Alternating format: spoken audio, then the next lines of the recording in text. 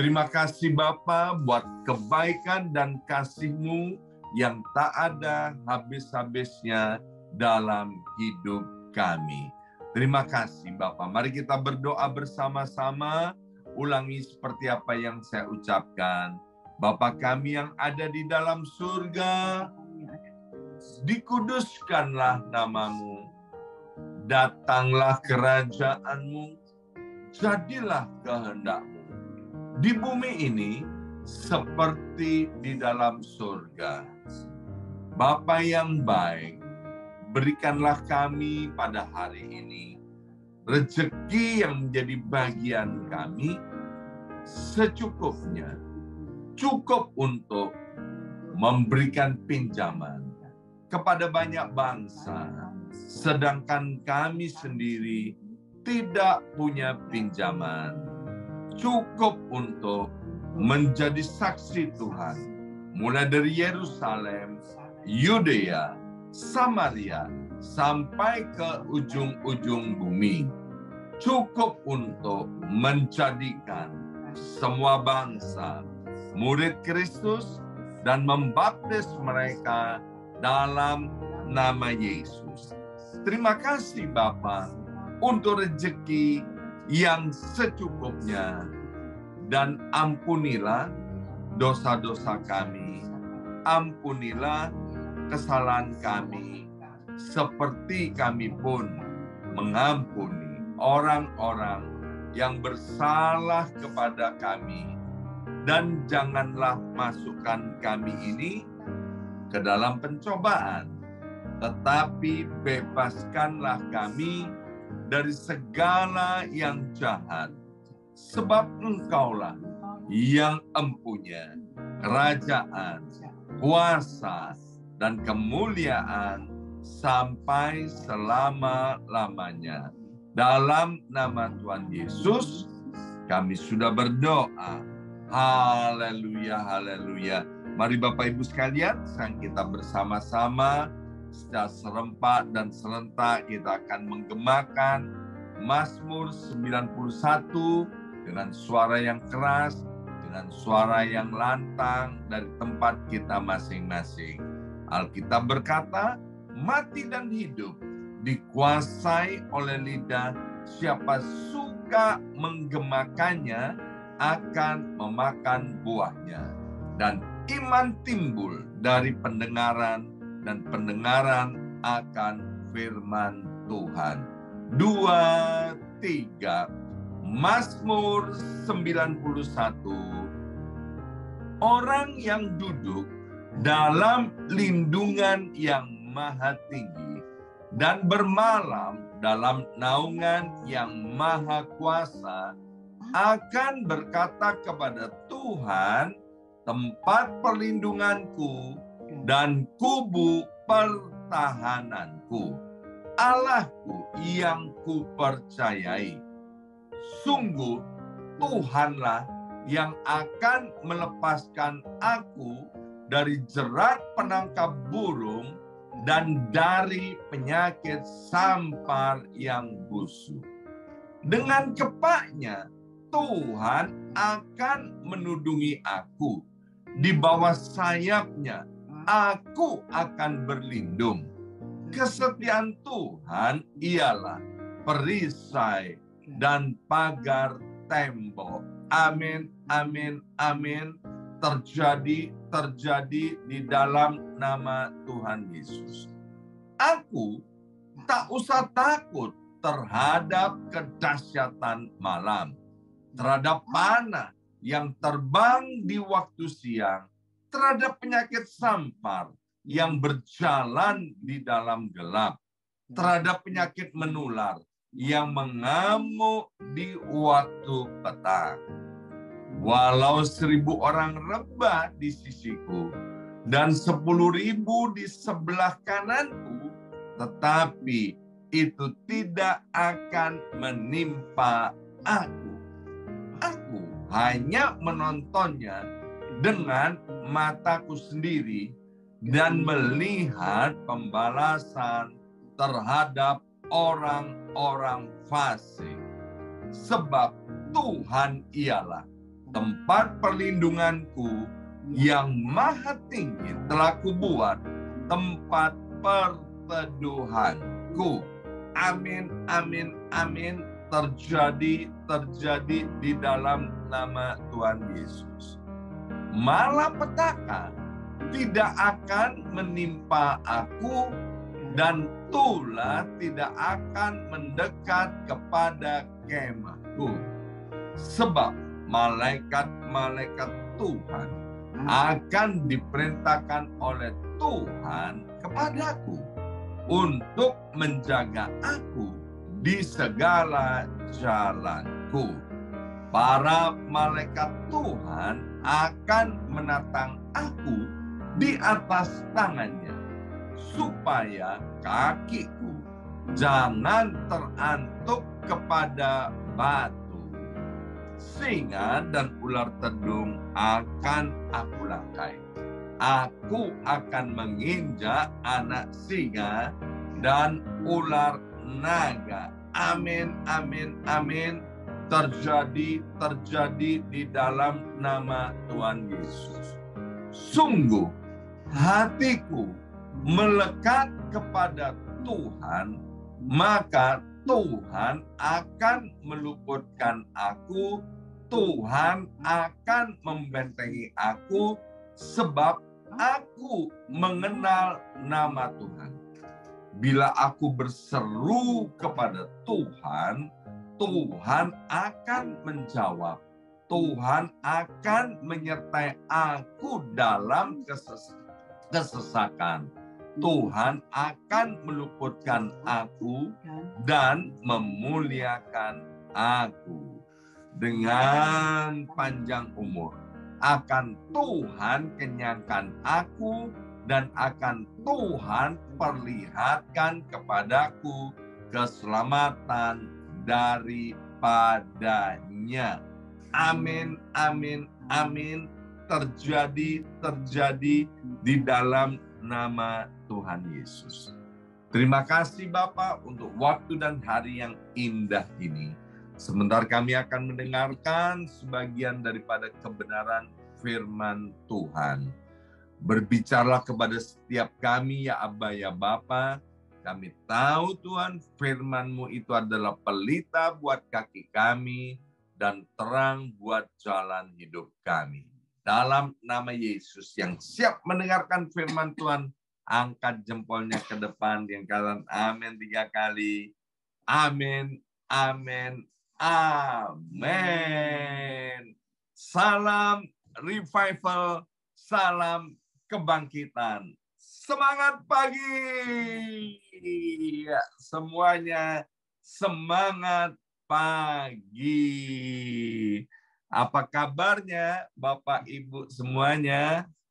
Haleluya. Senang sekali melihat kesetiaan Bapak Ibu sekalian, keluarga Tuhan yang diberkati oleh Tuhan ya. Hari ini Rabu 24 Mei 2023. Renungan kita sudah pindah ke Amsal pasal 27. Amsal 27. Kita akan baca ayat yang pertama dari Amsal 27. Dengan suara yang keras dari tempat kita masing-masing. 2, 3. Janganlah memuji diri karena esok hari, karena engkau tidak tahu apa yang akan terjadi hari itu. Kalau kita ke Bali, ada toko kaos yang terkenal di Bali. Tulisannya begini, muda kaya raya, tua foya-foya, mati masuk sorga. Atau muda foya-foya, tua kaya raya, mati masuk sorga. Ya, itu bukan kata-kata Alkitabiah. Ya kan? Nah, Amsal 27 ayat yang pertama ini bicara soal masa depan. Bapak Ibu sekalian tahu nggak? Masa depan itu sungguh-sungguh adalah sesuatu yang misteri. Tidak ada seorang pun yang tahu apa yang akan terjadi di depan. Seorang yang kaya raya terkenal di Indonesia, dalam kesaksiannya, ya di banyak gereja dan juga ditulis di buku, dia bilang begini, waktu saya belum kenal Tuhan, nggak pakai Tuhan-Tuhanan. Saya ini kaya raya. Kekayaan saya dimakan 7 turunan, nggak bakalan habis. Ya kan? Dan kita memang tidak bisa menutup mata, Bapak Ibu sekalian. Kalau bicara soal kekayaan, soal keberhasilan, soal kesuksesan, orang-orang di luar Tuhan banyak yang mengalaminya, Bapak Ibu sekalian ya. Bahkan orang yang hidup di dalam dosa pun mereka banyak yang kaya raya, Bapak Ibu sekalian ya. Tetapi yang kalau bicara soal masa depan, tak seorang pun kan yang tahu, Bapak Ibu sekalian, ya kan? Masa depan baik di bumi maupun di akhir hayat kita ketika mata ini menutup, ya. Tetapi Salomo hari ini memperingatkan kepada setiap kita, jangan kita memuji diri kita tentang hari esok. Yang pertama, kalau berbicara tentang keselamatan, tidak ada keselamatan selain di dalam nama Yesus. Maka itu kalau ada orang memuji dirinya tanpa hidup takut akan Tuhan, kita tahu masa depannya, yaitu mereka pasti akan mengalami kebinasaan untuk selama-lamanya. Ingat bahwa setelah kematian ada kehidupan yang kekal selama-lamanya. Kita bukan hewan, kita bukan binatang. Kita adalah makhluk ciptaan Tuhan yang paling mulia, yang terdiri dari tubuh, jiwa, dan roh. Bicara tentang harta benda, harta duniawi, tadi itu kan pengusaha yang kaya raya yang ada di Indonesia. Alkitab menceritakan seorang yang benar, yang hidupnya saleh, cinta akan Tuhan, rajin beribadah, namanya Ayub. Dia kaya raya, Bapak Ibu sekalian. Tetapi dalam sekejap kekayaannya habis ludes, des. Kemudian badannya mengalami suatu sakit yang misterius, ya kan? Dan dalam keadaan yang tidak baik. Maka itu melalui pesan firman Tuhan, kalau kita boleh ada sebagaimana kita ada hari ini, ingat. Ini bukan karena kuat gagah kita, bukan karena kehebatan kita, tapi semata-mata karena anugerah Allah. Maka itu Bapak Ibu sekalian, jangan pernah sombong dalam hidup ini. Seolah-olah nggak bisa mati. Seolah-olah nggak bisa bangkrut. Seolah-olah nggak bisa sakit. Ya kan? Jangan Bapak Ibu sekalian, ayo please. Biarlah kita rendah hati dan terus percaya bahwa tidak ada satupun yang ada pada kita yang tidak diberikan, yang tidak dianugerahkan oleh Tuhan.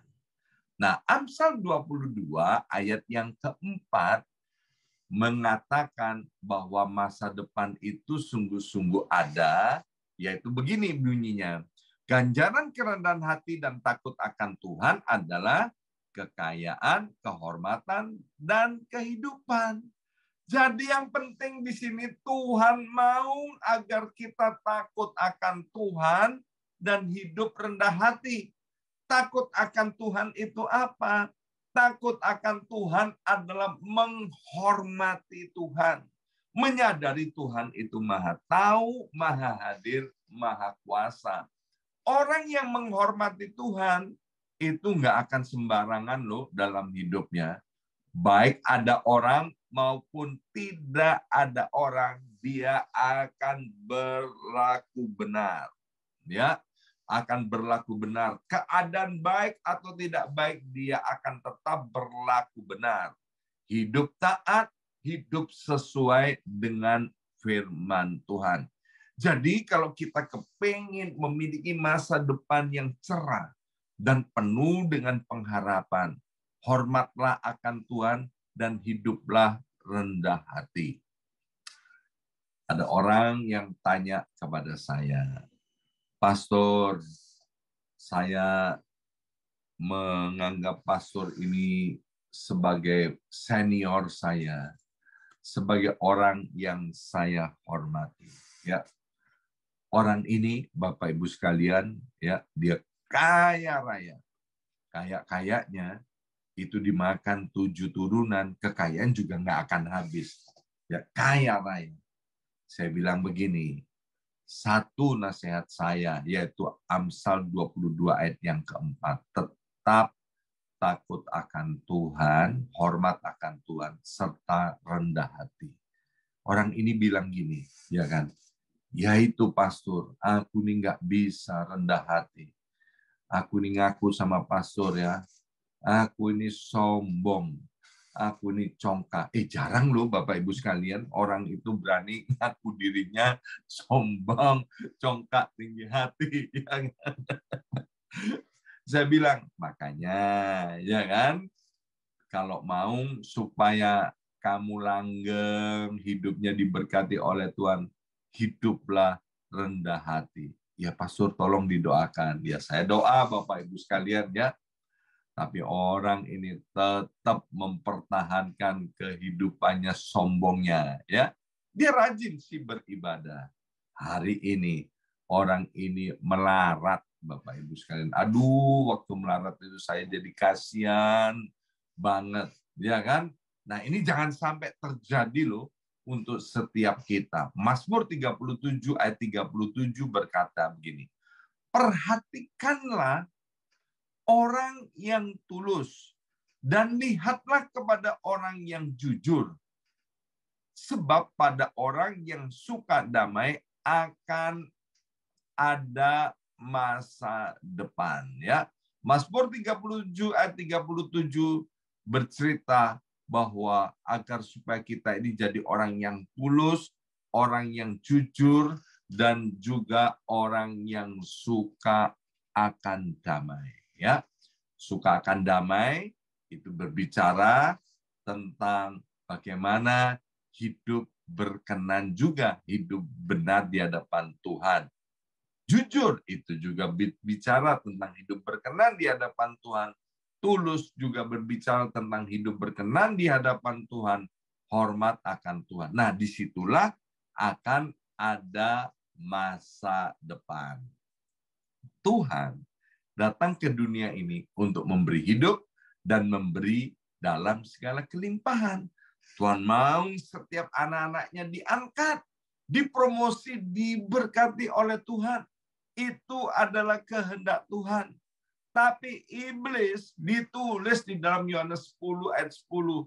Iblis itu datang untuk mencuri, membunuh, dan membinasakan. Iblis itu mau agar supaya hidup setiap anak-anak Tuhan itu melorot, rot, ya kan? Turun, ngalami kehancuran. Maka itu Bapak Ibu sekalian, please, jangan sampai kita masuk di dalam perangkap si jahat. Ya, kalau kita nggak waspada, hidup kita akan hancur. Jadi pesan Tuhan yang pertama dari dari Amsal 27 bahwa masa depan itu ada pada Tuhan. Hiduplah sebagai orang yang menghormati Tuhan, takut akan Tuhan, dan rendah hati. Gimana caranya hormat akan Tuhan? Jadilah orang yang tulus, orang yang jujur, dan orang yang suka damai. Ya. Kemudian Amsal 27 ayat 5 dan ayat yang ke-6. Dikatakan begini, lebih baik teguran yang nyata-nyata daripada kasih yang tersembunyi. Seorang kawan memukul dengan maksud baik, tetapi seorang lawan mencium secara berlimpah-limpah. Satu kali ada seorang pelukis, dia membuat sebuah lukisan yang begitu indah. Saking indahnya lukisan ini, dia yang melukis ini mengaguminya, ya.